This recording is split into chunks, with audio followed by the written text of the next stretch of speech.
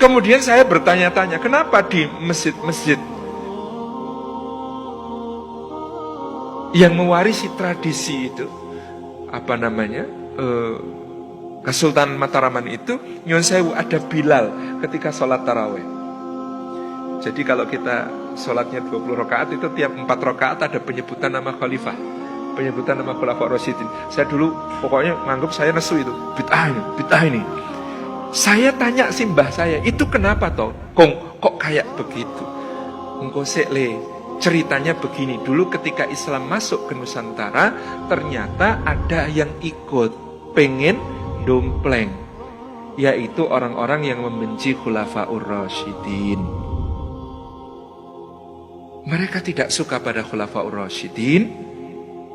Itu ada yang pengen dompleng dakwah ini. Makanya salah satu dalam legenda Jawa itu, Wali Songo itu ada yang namanya Syekh Siti Jenar. Kenapa disebut Siti Jenar? Siti artinya lemah, Jenar itu abang, tanah merah. Itu adalah tanah yang tersiram darah Husain radhiyallahu anhu, tanah Karbala.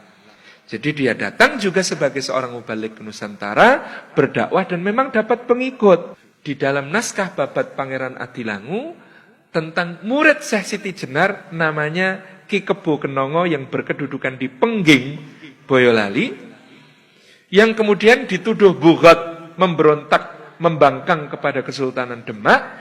Itu Ki Ageng Pengging itu punya 2 ekor anjing. Anjing ini dia lempari batu kalau sedang marah.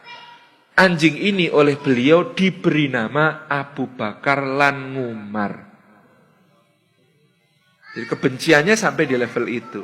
Maka kata kakek saya, beliau mengatakan, maka para raja dinasti Mataram itu mengkreasi satu amal, sebenarnya bukan amal, tidak termasuk di dalam sholat, dia diletakkan di luar sholat, hanya sebuah perkataan untuk menjaga masjid-masjidnya dari pengaruh Syiah. Caranya bagaimana? Al-Khalifatul Ula, Amirul Mukminin Abi Bakr Siddiqi hal tardu'an. Maka dijawab, nardu'an. Al-Khalifatul Tsani Amirul Mukminin Abu Hafsin Umar ibn Khattab radhiyallahu anhu hal tardu'an, nardu'an. Nah, pertanyaan kemudian dijawab hadirin, nardu'an ini untuk menjaga rakyat Mataram dari pengaruh Syiah. Ternyata begitu caranya. Nah, saya tanya, mau enggak jadi bid'ah boh itu? Wow, enggak ada tuntunannya kok melaksanakan yang seperti itu.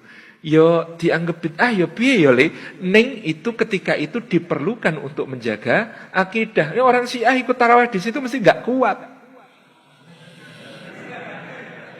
Mesti metu, enggak kuat itu kalau kemudian dengar yang begitu-begitu di dalam tarawih. Makanya itu menjaga akidah masyarakat awam. Turno ya le, wong itu kan di luar salat.